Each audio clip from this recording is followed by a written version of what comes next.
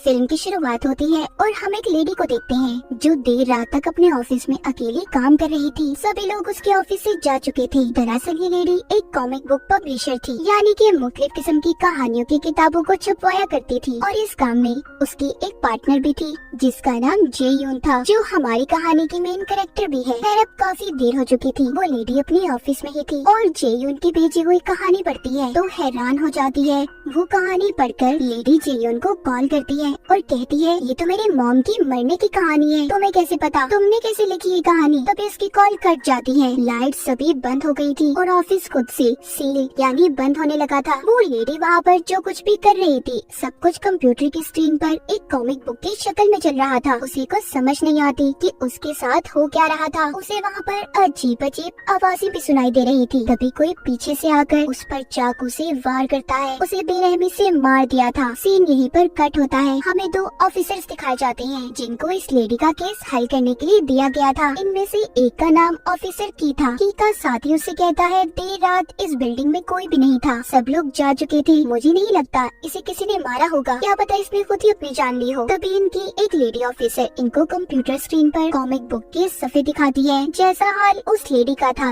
बिल्कुल वैसी ही तस्वीर कॉमिक बुक के पेज यानी सफ़े पर थी। ये बहुत ही अजीब बात थी। दूसरी तरफ हम जेयून को देखते हैं जो आधी रात को अपनी गाड़ी चलाकर कहीं पर जा रही थी। जेयून दरअसल एक कॉमिक राइटर होती है, यानी कि वो कहानियाँ लिखने के साथ साथ उन कहानियों से जुड़ी हुई तस्वीरें ड्राइंग्स भी बनाया करती थी और इसी की कहानियों को वो लेडी पब्लिश किया करती थी। अब जब ये अपने घर जा रही थी तो अचानक से एक छोटी बच्ची इसकी गाड़ी के आगे आ जाती है। जेयून ने जल्दी से ब्रेक लगाती थी। अब वो छोटी बच्ची उसके पास आती है और कहती है, क्या आप मुझे मेरे घर पर छोड़ देंगी, मेरा घर यही पास में है। जेयून ने भी उसे अपनी गाड़ी में बिठा लिया था। जाते हुए वो उससे सवाल करती है, अच्छा ये बताओ तुम्हारा नाम क्या है और तुम कितने साल की हो। वो छोटी बच्ची जेयून को अपना नाम बताती है और साथ ही ये भी कहती है कि मेरी उम्र 16 साल है। जेयून कहती है, अच्छा मगर लगती तो तुम सिर्फ 10 साल की हो। जिस पर वो बच्ची जवाब देती है कि 10 साल की तो मैं तब थी जब मेरी मौत हुई थी। जेयून की सुनकर हैरान हो जाती है और डर भी गई थी। जब वो उस छोटी बच्ची की तरफ देखती है तो वो उसकी गाड़ी से गायब थी। वो डरकर गाड़ी से बाहर आ जाती है। तभी किसी ने उसके हाथ को जोर से पकड़ लिया था। वो डरकर दोबारा अपनी गाड़ी में बैठ गई थी। तभी उसे अपनी गाड़ी के सामने उस छोटी बच्ची की आत्मा नजर आती है जो खून से भरी हुई थी। कुछ देर के बाद हमें दिखाया जाता है कि जेयून कहीं और ही थी। अब उसे ऐसा लगता है कि शायद ये सब उसकी इमेजिनेशंस, उसके ख्यालात हैं। मगर जब वो अपने हाथ पर निशान को देखती है तो उसे सब कुछ अजीब लगता है। इसके बाद वो अपनी एक डॉक्टर के पास जाती है। उन्हें बताती है कि उसके साथ कुछ दिन से सब कुछ अजीब हो रहा है। उसे या तो अजीब सपने आते हैं या फिर ख्यालात। मैं जब उन सपनों या ख्यालों से बाहर आती हूँ तो अलग ही दुनिया में होती हूँ, एक अलग जगह पर, और मुझे अपने जिस्म पर भी निशान मिलते हैं। डॉक्टर जेयून को बताती है कि ऐसा अक्सर बहुत से लोगों के साथ होता है, ये एक बीमारी भी हो सकती है। मुझे लगता है तुम्हारी असल दुनिया और सपनों की दुनिया में तकरार है, जिस वजह से तुम्हारे साथ ये सब कुछ हो रहा है। उधर लैब में उस लेडी की लाश को डॉक्टर चेक कर रहे थे जो ऑफिस में मरी थी। डॉक्टर ऑफिसर की को बताते हैं, मुझे तो लगता है इस लेडी ने अपनी जान खुद ली है क्योंकि चाकू पर भी इसी की उंगलियों के निशान हैं। और उस वक्त ऑफिस में इसके अलावा कोई और था भी नहीं। मगर ऑफिसर की इस बात को मानने से मना कर देता है और कहता है ऐसा नहीं हो सकता क्योंकि इतनी बेरहमी से कोई खुद को भला क्यों मारेगा। जिसके बाद अपने ऑफिस में ऑफिसर की जेयून की कॉमिक बुक को पढ़ रहा था जिसका एंड आखिरी हिस्सा पढ़कर वो डर जाता है। तभी उसका साथी कहता है कि तुम मान क्यों नहीं लेते, उस लेडी ने अपनी जान खुद ली थी, हमें इस केस को बंद कर देना चाहिए। मगर ऑफिसर की इस बात को मानने से इनकार कर देता है। उसे ऐसा कुछ नहीं लग रहा था, वो इस केस की तह तक जाना चाहता था। इधर जेयून जब अपने घर में सो रही थी तभी उसकी दरवाजे की बेल बजती है। जब ये जाकर देखती है तो उधर वही इसकी पार्टनर लेडी पब्लिशर खड़ी थी जिसकी ऑफिस में मौत हो गई थी। मगर इस बारे में जेयून को अभी तक कुछ भी नहीं पता था, इसीलिए वो उसे अंदर आने का कहती है। जब वो दोबारा उसकी तरफ देखती है तो उसका जिस्म खून से भरा हुआ था। ये देखकर जेयून डर जाती है और उठ गई थी, मतलब ये भी उसका एक सपना ख्वाब था। तभी उससे मिलने ऑफिसर की और उसका साथी आते हैं जो उसको अब उस लेडी की मौत के बारे में बता रहे थे। कहती है कि इसने अपनी जान खुद ली है और इसकी लाश ऐसी हालत में पाई गई जैसा कैरेक्टर कार्टून तुमने अपनी कॉमिक बुक में बनाया था। वो पूछते हैं क्या तुमने इस कॉमिक बुक को किसी और को भी भेजा था। कहती है नहीं, पहले मेरी पब्लिशर जो मर गई गई है जिसके बारे में आप लोग मुझे बता रही हैं, वो इस कॉमिक बुक को देखती है। फिर आगे किसी और को भेजा जाता है। वो कहती है कि आखिरी कॉल उसने तुम्हें की थी। जीयून कहती है नहीं, ऐसा नहीं हो सकता, मैंने तो उसे कॉमिक बेचकर अपना फोन बंद कर दिया था। इसके बाद हमें एक आदमी सन को दिखाया जाता है जो जली हुई लाशों को उठाने का काम किया करता था। अभी भी वो यही काम करने अपने साथी के साथ जा रहा था, मगर उसके साथी को एक काम पड़ जाता है, तो इसीलिए अब सन को अकेले ही जाना पड़ता है। अब जब वो उस जगह पर पहुंच गया था और अपने बैग से कुछ ढूंढ रहा था, तभी वहाँ की लाइट्स जलने बुझने लगी थी और जो वहाँ पर जली हुई लाश थी उसकी पोजीशन भी बदल जाती है। उसे अपने साथी का टैब मिलता है जिसमें वही कॉमिक चल रही थी जो सन के साथ आज से 5 साल पहले हुआ था। दरअसल उसकी बीवी बहुत बीमार थी, वो किसी भी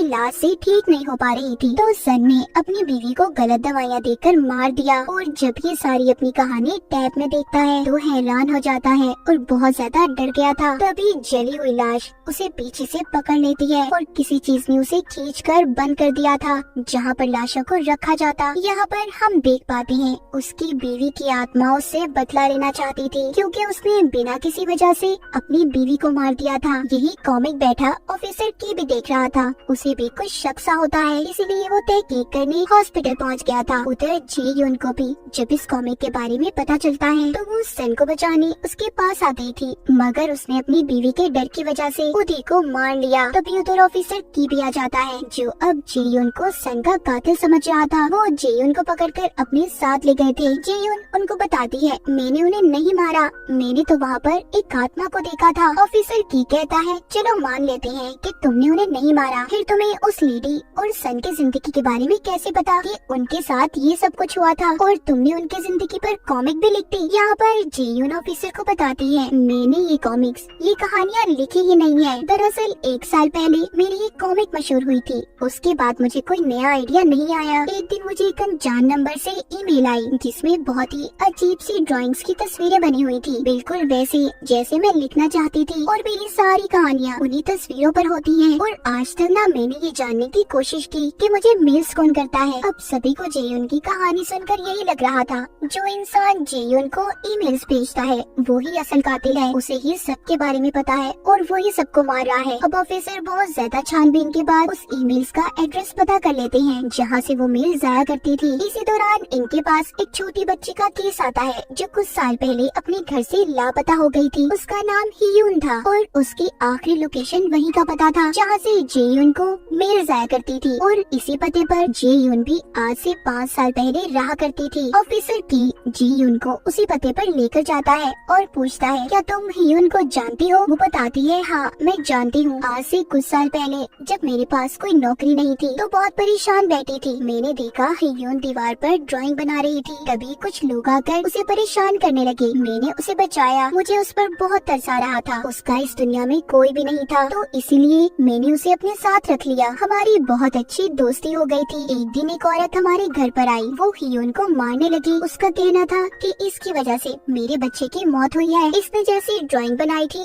बिल्कुल वैसे ही मेरे बच्चे की मौत हुई है। हमारे मकान मालिक ने भी हमें घर छोड़ने की धमकी दी। मैंने सबको बहुत समझाया कि हियून ने कुछ नहीं किया। जब एक दिन मैं अपना मुकाबला जीत कर घर आई तो मैंने देखा हमारे घर को किसी ने आग लगा दी है। फिर उसके बाद मैंने हियून को कभी नहीं देखा।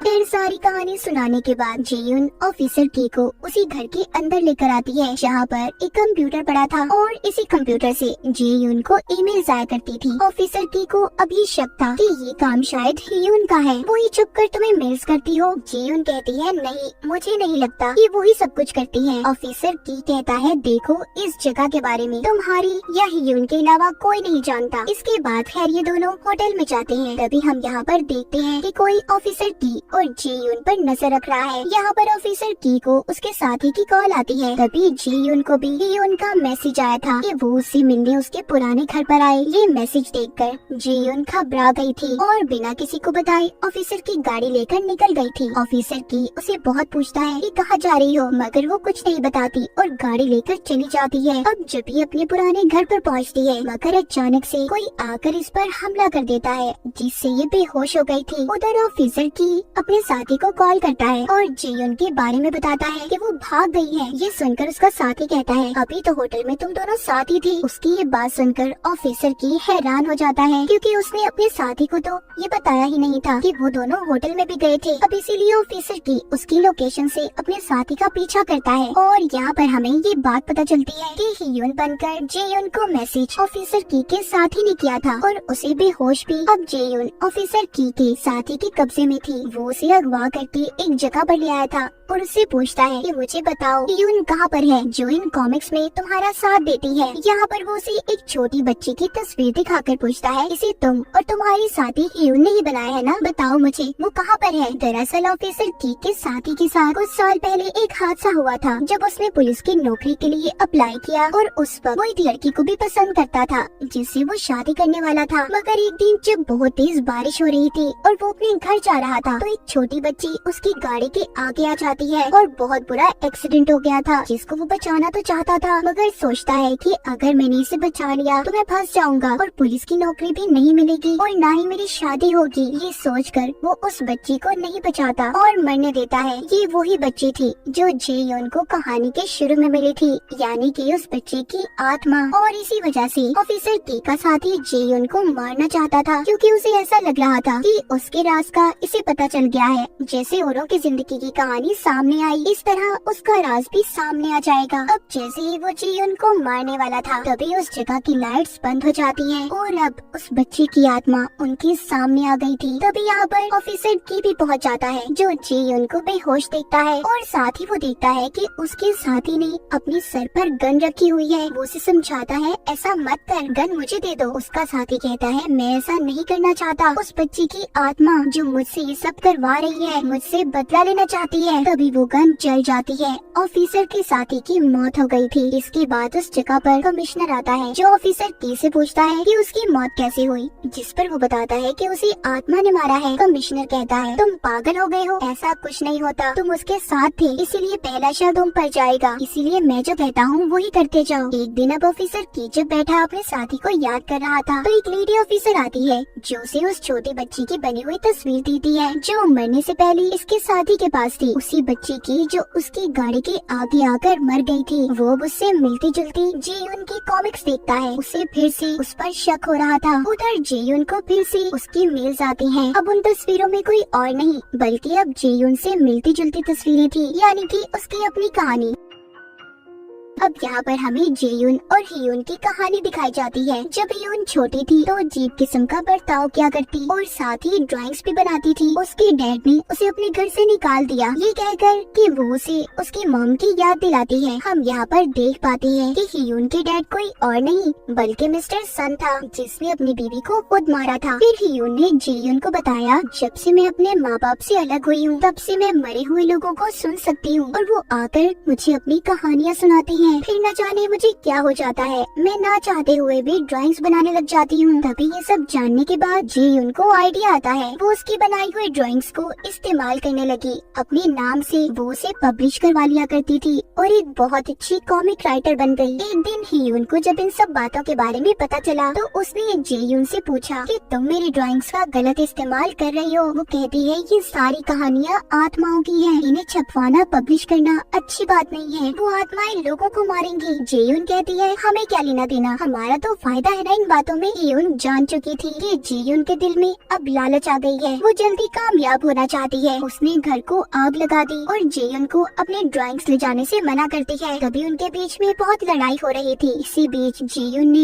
एक पत्थर का एंटीक उठाकर हियुन के सर में दे मारा जिससे उसकी मौत हो गई। इसका मतलब हियुन को किसी और ने नहीं बल्कि जेयुन ने ही मारा था और जो उसने पहले कहानी सुनाई वो झूठी थी। इसके बाद वो हियुन की सारी ड्राइंग्स ले गई और उन्हें पब्लिश करवा दिया। फिर बाद में वो एक मशहूर कॉमिक राइटर बन गई। अब कहानी दोबारा से प्रेजेंट यानी मौजूदा दौर में आती है। जेयुन अपने पुराने घर में आकर हियुन को बहुत याद कर रही थी कि उसने उसके साथ बहुत गलत किया था। तभी हम यहाँ पर देख पाते हैं जो पावर्स ताकतें पहले हियुन के पास थी उसके मरने के बाद वो सारी पावर्स जेयुन के पास आ गई थी। वो बेटी तीन आत्माओं की कहानियाँ लिख रही थी। एक उस लेडी की मॉम की जो सबसे पहले मरी, दूसरी सन की बीवी बीवी की और तीसरी उस छोटी बच्ची की। सभी ने जीयुन को अपनी कहानियाँ सुनाई थी। कहानी के शुरू में हमने जो ऑफिस में लेडी देखी जो जीयुन की पार्टनर भी थी, उसको उसकी मॉम की आत्मा ने मारा था क्योंकि मरते वक्त उसने अपनी मॉम को नहीं बचाया। दूसरी सन की बीवी की जिसने अपने हस्बैंड को मार दिया क्योंकि उसने उसे जानबूझकर मारा था। और तीसरी छोटी बच्ची की जिसने ऑफिसर की के साथी को मारकर अपना बदला पूरा कर लिया। जीयुन खुद ही वो कहानियाँ लिखकर खुद को मेल्स किया करती थी और घर जाकर उन्हें लेकर पब्लिश छपवा दिया करती। अब तभी जीयुन जब अपने पुराने घर पर थी तो ऑफिसर की आता है जो उसको ही ढूंढने आया था क्योंकि उसे अभी भी जीयुन पर ही शक था। यहाँ पर अचानक से जीयुन उस पर हमला कर देती है। ऑफिसर की कहता है इसका मतलब तुमने सबको मारा है। जीयुन कहती है नहीं, मैंने किसी को नहीं मारा, सब अपनी मौत खुद मरे हैं क्योंकि उन्होंने अपनों को मारा था और उनके अपनों ने उन्हें मारकर सब अपना बदला पूरा किया। मैं तो सिर्फ उनकी कहानियाँ लिखती हूँ। और ऑफिसर की तुम कौन सा ठीक हो जो मुझ पर इल्जाम लगा रहे हो। तभी दीवार पर कॉमिक के सफ़े बनने लगे थे। यहाँ पर भी हमें इस कहानी में एक और बात पता चलती है। जब ऑफिसर की का साथी खुद को मारने की कोशिश कर रहा था तब इसने अपने साथी के हाथ से गन को ले लिया और उसे शांत होने का कहा। तभी अचानक से ऑफिसर की के हाथों से गोली चल गई और उसके साथी की मौत हो गई। फिर उसने उसकी गन को साफ करके उसके हाथ में रख दिया ताकि सबको यही लगे कि उसने अपने आप को खुद मारा है। अब यहाँ पर जो नई कहानियाँ बनने लगी थी, अब बारी ऑफिसर की थी। उसके साथी की आत्मा उससे बदला लेने आई थी। वो उस पर कंट्रोल करके गन को चिलवा देता है जिससे ऑफिसर की भी मौत हो गई थी। हम जीयुन को देखते हैं जो चुपचाप अपने पुराने घर से बाहर आ जाती है। अब क्या मरने वाले लोगों की कहानियाँ जीयुन ऐसे ही लिखती रहेगी और क्या वो लोग आकर अपने कातिलों से अपना बदला लेंगे। और इसी के साथ इस फिल्म की कहानी यहीं पर खत्म हो जाती है। कैमरामैन जल्दी फोकस करो। ये कोई शक नहीं, चेक नहीं, बीबा जट दिया चले।